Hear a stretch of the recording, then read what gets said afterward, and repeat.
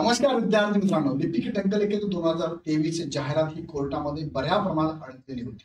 आता कोर्टाचा हा दुसरा निर्णय जो प्राधिकरणा संदर्भातला आहे, तो निकाल 28 फेब्रुवारीला आलेला आहे. तो कोर्टाचा निकाल काय लागलेला आहे, त्यानंतर किती विद्यार्थ्यांनी पूर्ण पसंतीक्रम दिलेले आहेत. 280 पसंतीक्रम आहे, 280 प्राधान्यक्रम आहे, त्यानुसार पसंतीक्रम द्यायचे. तर किती विद्यार्थ्यांनी प्राधान्यासाठी प्राधिकरण 280 निवडलेले आहे. त्यानंतर प्राधिकरण पसंतीक्रम कसा द्यावा, प्राधिकरण पसंतीक्रम देण्यासाठी मुदतवाढ सुद्धा आजपासून मिळालेली आहे.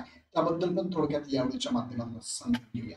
व्हिडिओ जाण्यापूर्वी तुम्हाला काही प्रश्न असतील कमेंट बॉक्समध्ये नक्की कळवा आणि हा चॅनल सबस्क्राईब करून ठेवा, कारण प्रत्येक गोष्टीची अपडेट म्हणजेच इग्नाइट अकॅडमी. मुद्द्याकडे घेऊन जातो तुम्हाला मी. बघा, कोर्टाचा निर्णय आलेला आहे. कोर्टामध्ये जे ऑनरेबल जस्टिस मृदुला मॅडम आणि ऑनरेबल देबाशिष हे दोन मेंबर होते. या मेंबरच्या अंडर ह्या कोर्टाचा निकाल आलेला आहे. निकालामध्ये त्यांनी स्पष्ट सांगितलेलं आहे. आता निकालाचा म्हणजे निकाल देण्याच्या अगोदर त्यांनी जे मुद्दे मांडले त्यात महत्वाचा मुद्दा त्यांनी हा मांडला. या एक्झामसाठी बघा 11,408 विद्यार्थ्यांनी प्राधिकरण निवडले होते. टोटल किती विद्यार्थी आहे? 15,059 candidate.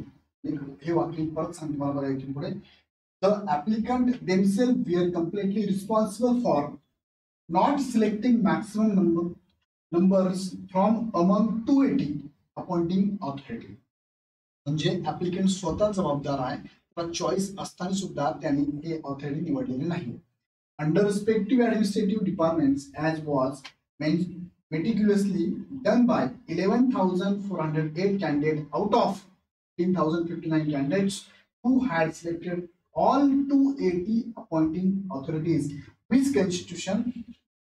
constitutes an affirmative majority of 75%.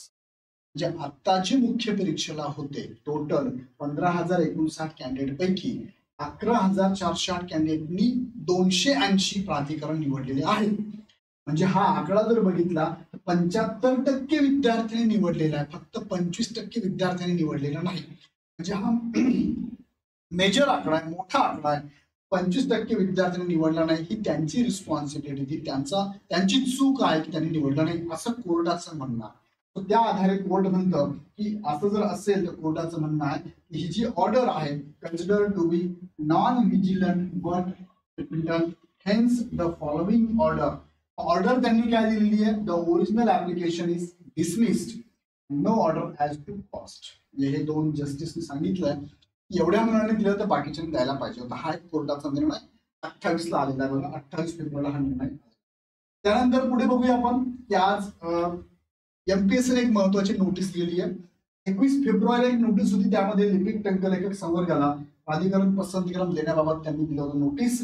आणि ही प्राधिकरण पसंतीक्रम देण्याची लास्ट डेट होती 2 मार्च 2025 आणि ही संपलेली आहे. सो परत एकदा प्राधिकरण पसंतीक्रम देण्यासाठी नोटीस त्यांनी दिलेली आहे.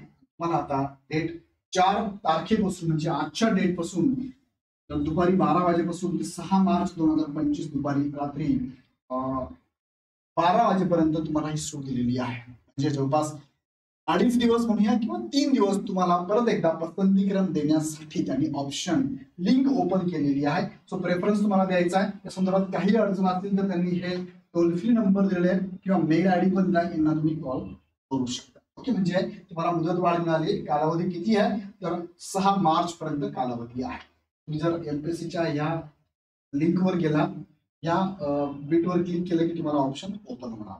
ओके, पुढे अजून एक महत्वाचा मुद्दा आहे. तो मुद्दा म्हणजे काय की तुम्हाला हे सगळं करत असताना, प्राधान्यक्रम देत असताना डाउनलोड करायची, तुमची पीडीएफ डाउनलोड करायची आहे. आणि पसंतीक्रम बाबत एक अडचण आहे की विद्यार्थ्यांना बघा जसे काही प्रश्न आहे. आता काही विद्यार्थ्यांचं म्हणणं आहे सर आता वाढलेली डेट आहे 4 पासून ते 6 मार्च पर्यंत आहे. तो ज्या विद्यार्थ्यांनी ऑलरेडी पसंतीक्रम दिला आहे त्यांना चेंज करता येईल का? चेंज करता येणार नाही. पहिला. दुसरा मुद्दा, नो प्रेफरन्स कोणी द्यायचं आहे? जर एखादा विद्यार्थी असेल, ह्या विद्यार्थ्याला जर लिपिक टंकलेखक हे पद नको असेल आणि नो प्रेफरन्स करावं. एखाद्या विद्यार्थ्याचं सिलेक्शन अदर ठिकाणी जर झालं असेल त्यांनी सुद्धा नो प्रेफरन्स करावं. तुम्ही त्यांना आग्रह करा जेणेकरून तुमच्या जागेवरती दुसऱ्या एका विद्यार्थ्याची वर्णी लागेल, त्याला पण हा जॉब मिळू शकणार आहे. सो ज्यांना नको त्यांनी सुद्धा नो प्रेफरन्स करावा. किंवा ज्यांना कोणाला काहीच नाही, मला दुसरीकडे जॉब पण नाही, मला हे पद नकोच आहे, त्यांनी सुद्धा नो प्रेफरन्स द्यायला हरकत नाही. पुढे पसंतीक्रम कसा द्यायचा या संदर्भात पहिला मुद्दा, तुम्हाला 280 असेल तुमचे पसंतीक्रम म्हणजे प्राधान्यक्रम प्राधिकरण, तर तुम्हाला लोकेशन नुसार पहिले पसंतीक्रम ठरवायचा आहे. फॉर एक्झाम्पल मला नाशिक शहरामध्येच पाहिजे, मला मुंबईमध्ये पाहिजे, मला पुण्यामध्ये पाहिजे, काही पसंतीक्रम शहरानुसार जिल्ह्यानुसार तुम्ही वाटून द्या. हा पहिला मुद्दा. त्यानंतर त्या जिल्ह्यामध्ये तुम्हाला कोणता विभाग आवडतो त्या विभागाला पहिले पसंत द्या. सपोज मला महसूल विभाग आवडतो, मला आदिवासी विभाग आवडतो, मला समाज कल्याण विभाग आवडतो, जो पण विभाग आवडतो त्याला पसंतीक्रम द्या. आणि मग तिसरा, हे दोन महत्वाचे. तिसरा मुद्दा, कमी पसंतीक्रम दिलेल्या विद्यार्थ्यांचे काय, त्यांचा इश्यू असा असू शकतो, जर फॉर एक्झाम्पल मी तीनच प्राधान्य प्राधिकरण निवडले आहे, मग ती प्राधिकरण देत असताना मला जागा जर अवेलेबल असेल तरच मी अन्यथा तुमचा विचार केला जाणार नाही. तुमची पर्सेंटेज खूप कमी सिलेक्शन होण्याची हा एक मुद्दा आहे कमी पसंतीक्रम दिलेल्या विद्यार्थ्यांच्या बाबतीत. आणि पूर्ण पसंतीक्रम द्यावा का तो 100%, तुम्हाला टोटल 280 पसंतीक्रम द्यायचेच आहे. एकतर सगळ्यांचे पसंतीक्रम द्या, किंवा जर त्यापैकी नकोच तुम्हाला ते, त्याला नो प्रेफरन्स तुम्ही करू शकता. नो प्रेफरन्स मला वाटतं हा मुद्दा कोणी करणार नाही, सगळेच काय करणार आहे, 280 प्राधान्यक्रम पसंतीक्रमसाठी देणार आहे, प्राधिकरण देणार आहे. सो हे दोन गोष्टी मेजर आहे. बाकी तुम्ही इतर छोट्या मोठ्या गोष्टी आहेत, तुम्हाला प्राधान्यक्रम निवडताना पसंतीक्रम निवडताना लक्षात घेऊन नक्कीच पसंतीक्रम देऊ शकता. सो परत एकदा डेट वाढलेली आहे, पण एकदा तुम्ही जर दिला असेल पसंतीक्रम त्यात बदल करता येणार नाही. 6 मार्च पर्यंत आहे. सो ज्यांचं राहिला असेल त्यांनी पटकन करून टाका.